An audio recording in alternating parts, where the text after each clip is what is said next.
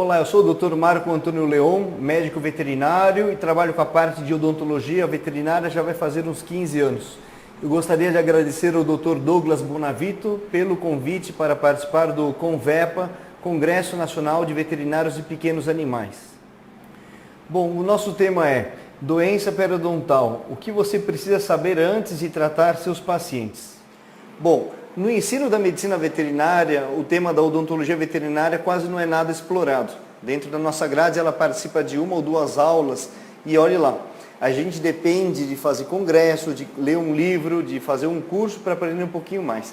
Então, o que eu quero abordar com vocês, amigos acadêmicos e amigos clínicos, é o que eu preciso saber sobre doença periodontal antes de atender meu paciente. Normalmente, nós, na clínica de pequenos, atendemos cães e gatos. Né? E por incrível que pareça, tem uma das áreas do corpo que os veterinários esquecem que existe, e ela se chama boca. A gente costuma brincar que num estudo retrospectivo que nós fizemos, 99,99% dos cães e gatos têm uma boca. É incrível, né? Mas eles têm boca, normalmente eles têm boca, e se eles têm boca, eles vão ter algum problema dentário, algum problema de saúde oral. Então, como é que é um paciente saudável? Como é que a gente identifica se o paciente tem ou não saúde oral? Vamos examinar essa foto aqui. Esse paciente tem todos os dentes na boca, tá? Não tem ausência de nenhum dente, os dentes estão branquinhos, ele tem uma boa faixa de gengiva, que é um tecido queratinizado, ele tem a mucosa alveolar sem nenhum ponto de úlcera, aparentemente esse animal não tinha mau hálito, não tem nenhum dente com mobilidade. Isso é um paciente normal. Esse é um paciente normal. E aí eu pergunto para vocês, eu vou mostrar alguns pacientes humanos, eu gostaria que vocês me dissessem se é normal ou não. Veja este senhor. Você acha que esse sorriso é normal? Não, isso não é normal. Você gostaria de ter dentes amarelados, cheios de tártaro como esse senhor? Também não gostaria. Ou dentes escurecidos, retração de gengiva, presença de pulso, dentes com cárie, totalmente destruídos. Você gostaria de ter um sorriso como esse cara aqui? Ah, doutor Leon, isso não é uma intercuspidação? Não, isso não é uma intercuspidação. Todas essas fotos mostram pacientes humanos sem nenhum tipo de conceito de saúde oral, ou seja, eles não cuidam da dentição deles, né? E aí eu mostro para vocês esta figura. Esta boca desse cachorrinho aí, é normal isso aqui? Não, né? Vocês já estão torcendo o nariz e pensando, imagina o mau hálito desse paciente. Um paciente com retração de gengiva, presença de pus, ausência de vários dentes, talvez dentes com alguma mobilidade. E aí eu pergunto para vocês, por que muitos veterinários costumam dizer que isso é normal? Falar, ah não, o paciente é velhinho, isso é normal. Gente, o que é normal e o que é comum? Ter uma dentição como essa numa pessoa, num cão ou num gato é fora do normal, é errado. Tá? Se a gente cuidar da nossa saúde oral ou a saúde oral dos cães e gatos, eles não vão ter uma boca desse jeito, como da última foto. Agora, o que é comum? Claro, isso comum sim, é verdade. Muitos cães e gatos com a idade avançada é comum que a gente encontre esse tipo de alteração, mas é por total falta de cuidado. Então a gente precisa entender o que é a doença periodontal. A doença periodontal é a doença mais comum em cães e gatos. Como eu costumo dizer, 9 entre cada 10 cães têm doença periodontal. E o 10º, ele vai ter doença periodontal também. Então, como é que começa a doença periodontal? Bom, o fator etiológico da doença periodontal é a placa bacteriana. A placa bacteriana é uma película glicoproteica que se adere na superfície dentária. E normalmente ela vai apresentar em torno de 300, 400 espécies de micro-organismos. Essa placa bacteriana começa a se aderir na superfície dentária, se organiza de 24 a 48 horas e já começa a causar algum tipo de dano às estruturas, como a gengivite. Tá? Com o passar do tempo, a placa bacteriana começa a mineralizar, o dente vai ficando amarelado, a gengiva já vai ficando sangrante, né, que são os efeitos da gengivite. E com o tempo, esta película, que é a placa bacteriana, vai mineralizando e vira o famoso tártaro, ou cálculo dentário, que seria o nome mais correto. Tá? Tártaro não está errado, só que não é o termo técnico, é cálculo dentário. Você já parou para pensar por que os cães de raças pequenas têm mais predisposição à doença periodontal do que os grandes? Bom, num estudo feito pelo professor Marco Antônio Gioso, foram realizadas medidas de mandíbula e de dente, no caso o primeiro molar, de cães de raças normais, que eu digo normal, mais próximo de um cão, de um lobo. E foi constatado que existe uma proporção da mandíbula com o dente, uma proporção matemática, que a gente está colocando aqui como D sobre M, o tamanho do dente com o tamanho da mandíbula. Quando o ser humano teve a ideia de criar raças grandes, como por exemplo um dog alemão, ele acabou desenvolvendo um cão grande, com uma mandíbula grande, com dentes grandes. Só que quando você faz a proporção do molar medindo a mandíbula, você percebe que ele tem dentes proporcionalmente pequenos para aquela boca. Ou seja, ele tem dentes com mais espaço entre dentes, que são os diastemas, e ele tem menos predisposição à doença periodontal. Quando o ser humano teve a ideia de criar raças pequenas como Yorkshire, Lhasa Apso, Shih Tzu, Maltese, Pequinês, Pinter, Chihuahua, Poodle Toy, Lulu da Pomerânia, Spitz italiano, todas essas raças de porte pequeno, então o ser humano ele fez um cachorro menor, com uma mandíbula menor, com dentes pequenos, só que na proporção dente e mandíbula, esses dentes acabam sendo muito grandes para a boca. Então não existe quase espaço entre os dentes são quase todos apinhados. Então aí nós constatamos o quê? Que raças de porte pequeno sempre vão ter maior predisposição à doença periodontal. Então aqui nós temos as raças grandes, né? Quanto maior o cachorro, menor a chance de ter doença periodontal. E quanto menor o cachorro, de novo aqui, ó, Yorkshire, Lhasa Apso, Shih Tzu, Maltese, Pequinês, Pinscher, Chihuahua, Poodle Toy, Lulu da Pomerânia, Spitz italiano e outros cães de raça pequena vão ter mais doença periodontal. Se nós vermos esse gráfico aqui, que é o gráfico de evolução da doença periodontal, nós vamos ver que os cães de raça pequena desenvolvem os graus de doença periodontal muito mais rápido do que um cão grande.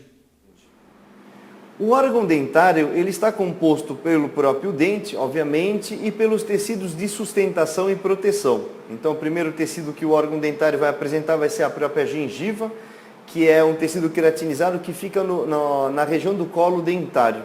Depois disso, nós também vamos ter o osso alveolar, que é aquele osso que sustenta o dente na mandíbula ou na maxila, e um tecido especial que se chama ligamento periodontal, que é um tecido que funciona como se fosse um tendão que evita que o dente saia do alvéolo, e ele também funciona como se ele fosse um amortecedor, que ele recebe a carga da mordida, evitando que haja uma fratura do dente com o osso.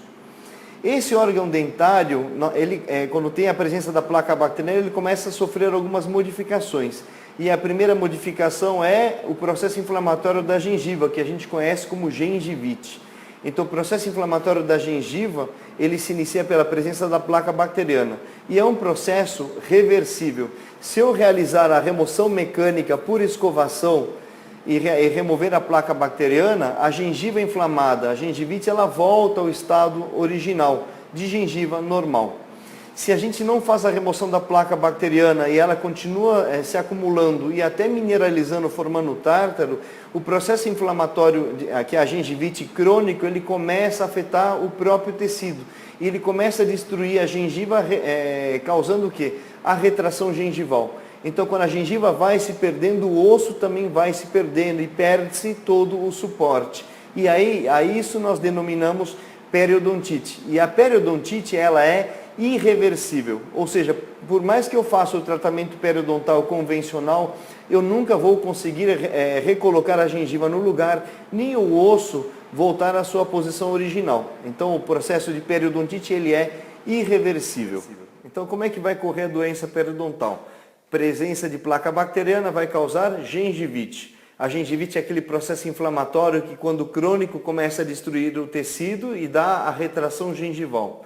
Ocorrendo a retração gengival, vai ocorrer o quê? Exposição radicular. E quando a gengiva começa a retrair, o osso alveolar também vai se perdendo e o dente começa a perder suporte.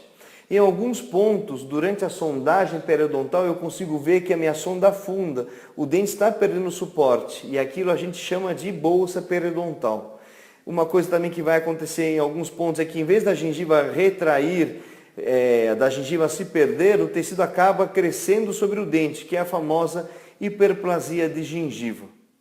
Durante a consulta, na nossa anamnese, é comum que a gente pergunte ao proprietário se o paciente já passou em algum tratamento periodontal, se o proprietário realiza a escovação dentária do pacientezinho, que tipo de alimentação que ele dá, se o cachorro tem acesso a alcinhos, palitinhos, bifinhos, o que seja. Mas tem algumas coisas a mais que a gente tem que observar, e uma delas é sempre perguntar se o cão apresenta espirros. Então eu sugiro na sua consulta, pergunte ao cliente, o seu cachorro espirra?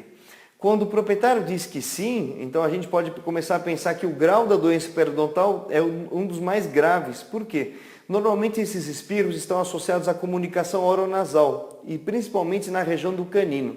Imagina o canino com aquela raiz grande que ele tem, com aquele suporte ósseo que não é para ter nenhuma mobilidade no dente. E às vezes o paciente tem uma certa mobilidade no canino, ou às vezes até a ausência do canino. E aí acontece o quê? Ocorre uma comunicação oronasal. Entra comida, entra água da boca para o nariz. E aí, obviamente, o paciente vai apresentar espirros. E é muito comum que o clínico geral, ele pense, ele vê espirro, o que ele vai pensar? Deve ser rinite, deve ser alergia, vamos fazer uma rinoscopia. E ele pensa mil hipóteses, menos pensar na doença periodontal. E eu vou dizer uma coisa para vocês, 90% dos casos de espirro estão relacionados à doença periodontal em animais velhos.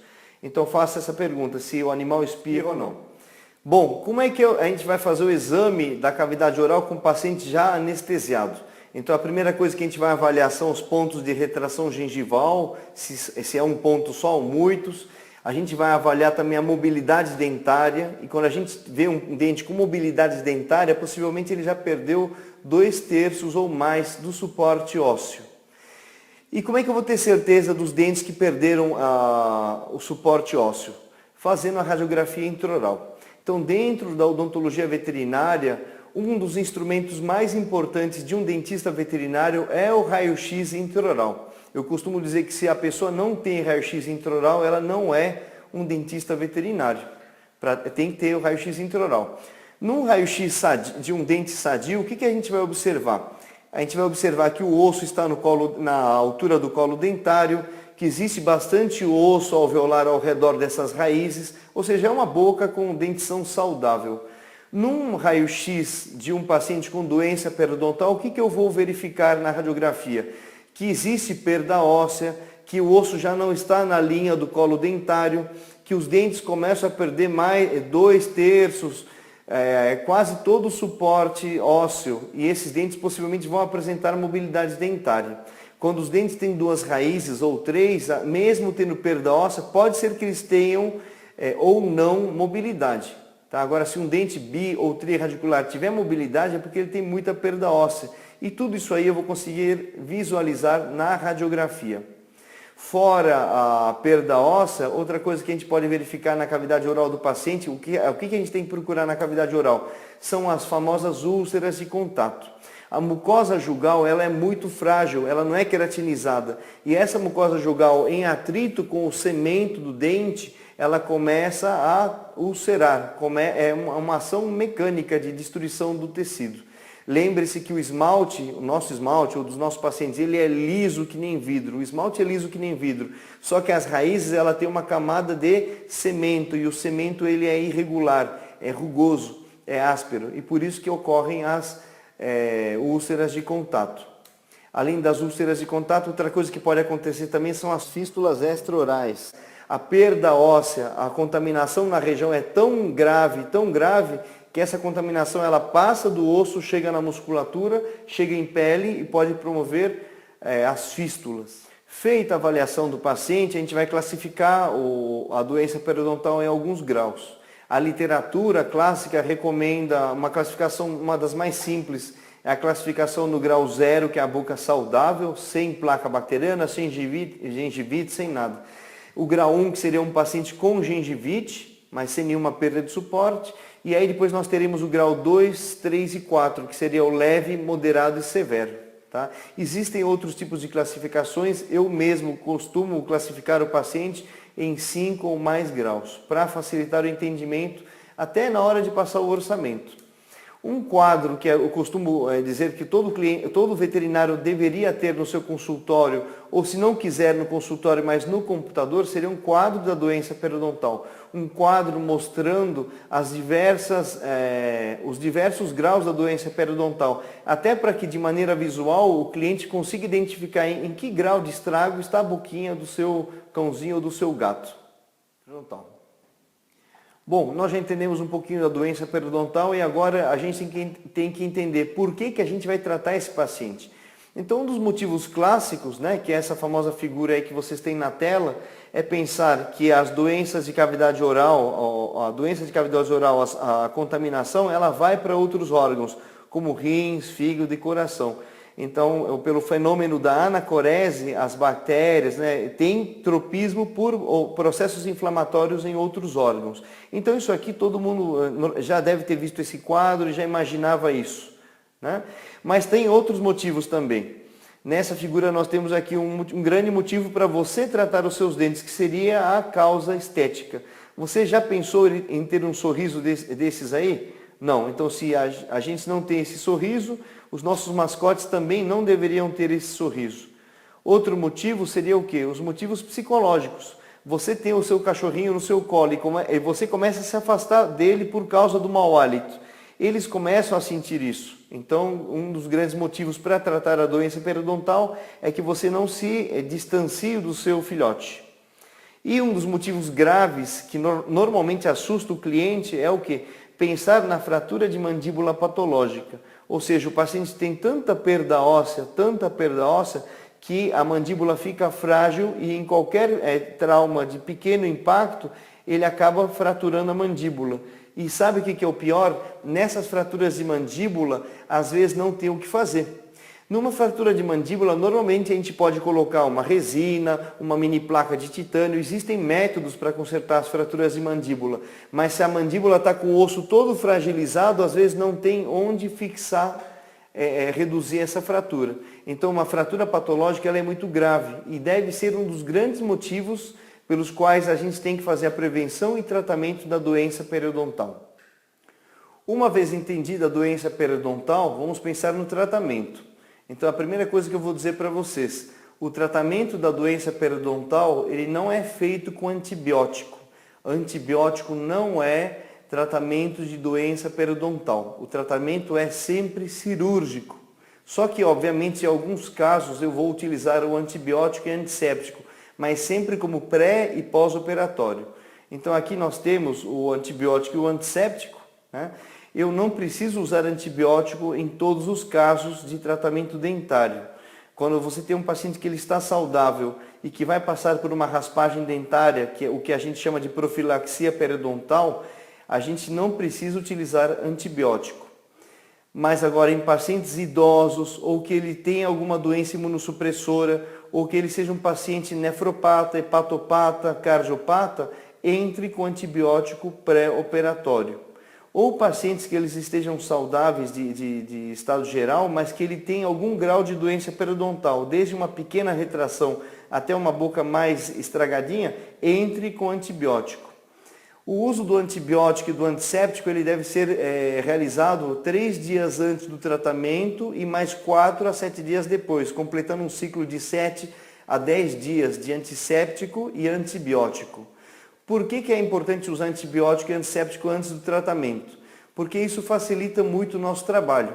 Primeiro que ele diminui a carga bacteriana, ou seja, ele vai deixar um tecido um pouco menos contaminado, vai facilitar no momento em que eu faço um retalho ou uma sutura, que o tecido esteja menos friável, menos contaminado. E mais, por questão de biossegurança, quando nós trabalhamos na parte de odontologia com o nosso ultrassom e outros aparelhos odontológicos, eles criam um aerosol no centro cirúrgico. Então toda aquela contaminação está voando no centro cirúrgico para a gente respirar, para os nossos olhos e para os olhos e a respiração do anestesista ou de toda a equipe na sala. Então uma das coisas que a gente recomenda em primeiro lugar, toda a equipe utilizando gorro, máscara e óculos de proteção e o paciente com antibiótico e antisséptico pré-operatório. Alguns colegas preferem utilizar o antibiótico a partir do dia da cirurgia e mais 7 a 10 dias depois. Tudo bem, são condutas de cada um. Eu prefiro utilizar um antibiótico antes para diminuir a carga bacteriana. Então vamos falar agora do tratamento periodontal. Primeiro, para você que está pensando que eu vou falar sobre limpezinhas, você está redondamente enganado. Primeiro que o nome limpezinha é um nome que não deveria ser utilizado para procedimentos odontológicos, né? Quando a gente fala limpezinha, a gente vai ter precinho, então o cliente não vai respeitar a gente. E o que a gente faz dentro da odontologia são raspagens, polimentos, cirurgias periodontais, tudo isso que eu vou explicar mais para frente para vocês. Então, primeiro, o termo limpezinha deveria ser abolido do nosso vocabulário. Segundo, os termos tartarectomia, tartarecto, destartarização também. Tire da sua tabela de preços, porque no tratamento periodontal a gente não vai tirar só o tártaro, a gente vai fazer raspagem, polimento dentário, cirurgia periodontal, retalhos, extrações, ou seja, o termo tartarectomia seria um termo incompleto e incorreto. Então vamos falar agora do tratamento correto. O primeiro tratamento mais simples seria a raspagem e polimento dentário. Tá? Num paciente que tenha só cálculo, gengivite, mas não tem doença periodontal, não tem perda de suporte, nada mais que isso, eu vou fazer a raspagem e polimento, que nós também denominamos como profilaxia periodontal. Por que profilaxia? Porque o paciente não tem doença periodontal, mas eu vou realizar um tratamento que vai prevenir que ele não desenvolva doença periodontal. A raspagem, polimento ou profilaxia periodontal é feita com o uso de ultrassom. Então o ultrassom ele vibra a pontinha dele lá umas 4.000 vezes por minuto e faz a raspagem do dente. Tá? Eu também posso realizar essa raspagem utilizando curetas, não está errado, também pode utilizar cureta sim. Só que quando a gente trabalha com muitos casos de odontologia por dia, é mais rápido você realizar o tratamento com ultrassom. Tá? Então o ultrassom é uma ponta que vibra e quebra cálculo. Não se utiliza brocas para remover o tártaro. Tá? Eu já vi alguns colegas que, induzidos por empresas, utilizam umas brocas quadradas que elas giram e elas realmente quebram o tártaro, quebram o cálculo, só que elas também acabam quebrando e lesando o esmalte. Então se utiliza o quê? O ultrassom odontológico ou as curetas. Feita a raspagem dentária, removido o cálculo e a placa bacteriana, o segundo passo é o polimento dentário. Então vou utilizar uma caneta em baixa rotação e um contraângulo, vou utilizar uma taça de borracha ou uma escova de Robson e uma pasta abrasiva. Por que eu faço esse polimento sobre o dente? Porque quando você realizou a raspagem com cureta ou com ultrassom, você acaba criando ranhuras no dente. Então o polimento dentário ele vai fazer um alisamento desse esmalte. Se você não faz o polimento dentário, esse esmalte fica com as ranhuras, o dente ele vai estar predisposto a juntar placa bacteriana muito mais rápido do que aconteceria se você tivesse feito polimento. Então o tratamento correto é fazer raspagem e polimento dentário. Fora a raspagem e polimento dentário, nós vamos ter também outras técnicas na periodontia, como a raspagem ou alisamento radicular, a cirurgia para redução de bolsas periodontais, regeneração tecidual guiada, aumento de coroa clínica, cirurgia plástica periodontal, os retalhos de gengiva, né, e as extrações dentárias. Então aí você vê que a periodontia ela passa da raspagem e polimento, passa da profilaxia periodontal. Agora sim nós vamos tratar a doença periodontal. Tá? Dentro das técnicas da periodontia, a primeira técnica que eu vou explicar para vocês é o aplainamento radicular. Então o dente tem uma retração de gengiva, só que ele ainda tem um pouquinho de gengiva. E essa raiz exposta, que está o cimento exposto, é uma raiz irregular, com ranhuras, com irregularidades. Então o aplainamento radicular consiste em você realizar uma raspagem dessa raiz de maneira que ela fique lisa. Lembra que o esmalte ele é liso que nem vidro. A raiz é rugosa, áspera, então eu preciso fazer um alisamento. Porque se eu não deixar alisada essa raiz exposta, a mucosa, que é delicada, né, a mucosa jugal vai estar raspando fisicamente com a raiz e vai promover o quê? A formação de úlceras. A segunda técnica dentro da periodontia é a raspagem aberta. A raspagem aberta é a mesma coisa, bem parecida com o aplainamento radicular, só que eu faço um retalho para poder expor o que está embaixo da bolsa periodontal. Então eu faço um retalho de gengiva, visualizo a raiz e faço o aplainamento radicular e a raspagem de cálculo subgengival. essa é a raspagem aberta. Depois de fazer a raspagem aberta, eu faço um polimento também dessa raiz e recoloco o retalho no seu lugar. Às vezes um pouquinho mais abaixo do que estava originalmente. Então essa é a raspagem ao céu aberto também. O nome é raspagem aberta ou raspagem ao céu aberto. Temos uma terceira técnica que é o retalho mucogengival. Nesses dentes em que você fez um aplanamento radicular, às vezes você quer colocar a gengiva em cima desse dente. Esse dente está sem gengiva. O dente sem gengiva ele não pode ficar na boca. Por quê? Porque a mucosa vai raspar e vai ulcerar. Então uma das técnicas que a gente tem é colocar a gengiva de algum lado do dente sobre esse dente. É uma cirurgia que a gente faz um retalho e reposiciona a gengiva num local diferente, para que o dente tenha gengiva e evite as úlceras de contato. Outra técnica que nós temos também na periodontia são o quê? As cirurgias plásticas de gengiva, tá? O fechamento da comunicação oronasal ou da fístula oronasal. Essas cirurgias aqui, elas são cirurgias que parecem mais ou menos a cirurgia de fenda palatina, só que num grau um pouquinho mais simples, tá? A gente vai realizar um retalho em trapézio, diminuir a tensão desse tecido, reavivar os bordos dessa comunicação oronasal e colocar a gengiva no local, para fechar essa comunicação oronasal. Aí, o que vai acontecer com o paciente? Ele vai parar de espirrar, vai parar de entrar comida e sujidades para o nariz. E agora vamos falar das extrações dentárias. Nós sabemos que muitos clínicos conseguem realizar extrações dentárias com uma certa facilidade, principalmente em pacientes que têm uma doença periodontal muito grave, ou seja, o dente já perdeu quase todo o suporte, então você consegue alavancar, luxar o dente e ele sai com uma certa facilidade. Só que existem dentes que você precisa realizar a extração e eles ainda têm algum suporte ósseo, e isso já promove um grau de dificuldade que normalmente o especialista em odontologia veterinária vai conseguir vencer. O primeiro passo de uma extração dentária é realizar o quê? A radiografia intraoral, para a gente poder avaliar quanto osso tem ao redor desses dentes e planejar a extração. As extrações dentárias, as técnicas de exodontia estão divididas em técnicas simples e técnicas complicadas, ou técnica alveolar e técnica extra-alveolar.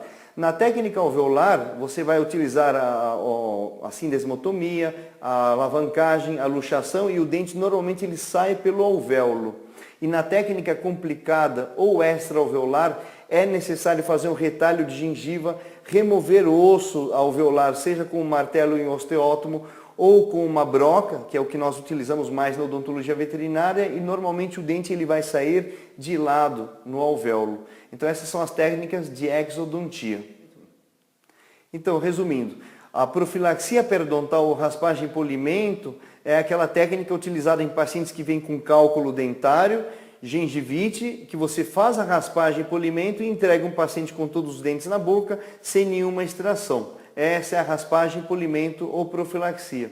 E nós vamos ter os tratamentos periodontais, onde você vai utilizar todas as técnicas que eu expliquei e normalmente vão ser executadas em pacientes que têm algum grau de doença periodontal, desde uma retração até dentes com muita mobilidade. E aí eu vou acabar tendo um paciente que já não tinha muitos dentes na boca, já não veio com os 42 dentes, né, os cães, e eles vão sair com menos dentes ainda, até com cirurgias plásticas em gengiva. E é tudo isso que a gente tem que explicar para o cliente de maneira que ele entenda o seu trabalho. O que você está fazendo dentro da odontologia não é só uma limpezinha, são tratamentos periodontais.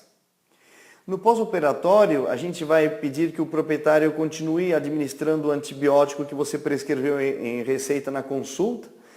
Normalmente, se esse paciente passou por uma raspagem e polimento, não é necessário mais nada que isso. Mas se ele passou num tratamento periodontal e aconteceu uma ou muitas extrações, então a gente também vai pedir alimentação pastosa ou alimentação amolecida. Eu, particularmente, peço para o cliente não alterar a parte nutricional. Então, se ele comia ração, eu peço que ele mantenha a ração, só que amolecida com água morna. Mas também, se quiser indicar papinhas, pasta, comida em lata, pode fazer também. É que normalmente, quando eles têm alteração nutricional, acabam tendo diarreia, né? É muito importante também no pós-operatório, se foram realizadas muitas extrações, realizar a higienização da cavidade oral com antisséptico, seja com gaze ou de preferência com uma seringa jateando o produto na cavidade oral. Até porque se você fez alguns retalhos gengivais ou cirurgias plásticas em gengiva, se o cliente ele fica puxando o lábio para ver como é que está ou tentar higienizar, ele acaba criando tensão no tecido e às vezes os nossos retalhos acabam abrindo. Então eu sugiro que o cliente não mexa na boca, ele higienize sempre com uma seringuinha com antisséptico. E depois que ocorre a cicatrização, a gente marca um retorno em 7 a 10 dias, 15 dias, só para ver se ficou tudo legal e aí a gente inicia o programa de escovação dentária, se é que sobrou algum dente no paciente. Quando a gente pensa na prevenção da doença periodontal, a gente tem que sempre levar em conta o agente etiológico, que é quem? A placa bacteriana. Se aquela película glicoproteica adere na superfície dentária, a gente precisa combater a placa bacteriana com ação mecânica, seja ela com escovação, né, que eu recomendo a escova, ação mecânica da escova das cerdas sobre o dente, ou mesmo uma gaze enrolada no dedo para fazer uma massagem sobre os dentes. Esse é o melhor combate à placa bacteriana.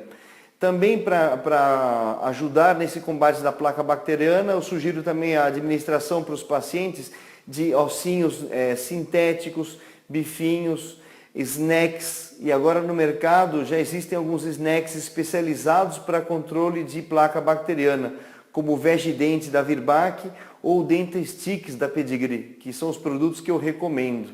Fora isso, existem também alguns compostos na ração como hexametafosfato, existem alguns produtos colutórios de saúde oral que você pode colocar na água, ou higienizar a cavidade oral do paciente, mas sempre o mais importante é o combate da placa bacteriana por ação mecânica. Daí também vem a grande pergunta, eu devo dar ração ou comida caseira? A minha preferência pessoal para o meu filho, para o meu labradorzinho Oliver, é ração ainda, tá? Mas independente do que você der, se você quer dar ração ou comida caseira, não é a comida caseira que gruda no dente e forma tártaro. É a falta e a ação mecânica. Tanto é que se o cachorro comer ração, ele também vai ter tártaro. Só que a ração, ela por necessitar a mastigação, ela retarda um pouco a formação da placa, mas querendo ou não, ele vai ter também placa bacteriana. Então, mais importante que pensar se é comida caseira ou ração, se vai colocar algum produto ou o que, o mais importante sempre é a ação mecânica. E o melhor carinho que o cliente pode dar para o seu bichinho é escovação, massagem dos dentes, escovação com as cerdas.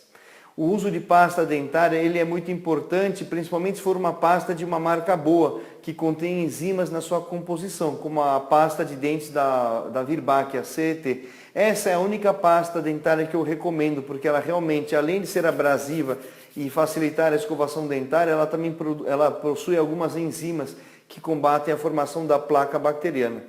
Agora lembra, de novo, o mais importante é a ação mecânica da escovação. Se acabar a pasta de dente, você não precisa sair correndo comprar outra para continuar a escovação. O mais importante é a ação da cerda sobre o dente. Tá? Quanto aos ossos naturais, nós de odontologia veterinária, todos nós, não só do Brasil, mas do mundo inteiro, somos contra a administração de ossos naturais, porque eles têm uma dureza tão grande e tão dura que eles promovem o quê? Fraturas dentárias. Tá? Eu particularmente digo que não sou tão contra assim, porque querendo ou não, se o paciente quebra o dente, ele será meu paciente de tratamento de canal. Mas ossos naturais, eles causam esse incômodo. 1 entre cada 4 cães apresentam fraturas dentárias devido a objetos duros, principalmente ossos naturais. Bom, era isso que eu tinha para falar para vocês sobre doença periodontal, obviamente de uma maneira resumida, né? Se você gostou, por favor, entre em contato pelo meu e-mail leon@dentistavet.com.br. Os colegas de São Paulo, ou quem quiser vir de outro lugar, que quiser vir assistir uma cirurgia aqui no Dentista Vet, está convidado. É só entrar em contato antes e agendar. A gente normalmente convida os colegas para que venham assistir os nossos procedimentos. E quem quiser aprender odontologia veterinária, por favor, entre em contato que nós temos os nossos cursos no Dentista Vet pelo CTOV, que são cursos de grupos pequenos, um aluno por equipe odontológico. Você recebe todo o material à sua disposição para trabalhar e treinar bastante sob minha orientação.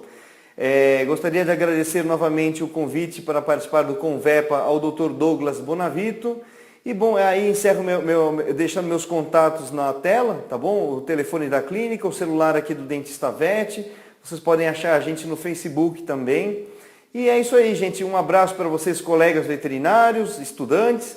E lembrem-se, odontologia veterinária é uma das áreas mais importantes da medicina veterinária. Não só da medicina veterinária, como da área da saúde, das biológicas e de todo o conhecimento humano em geral, desde que o homem se entende como bípede dito racional. Muito obrigado!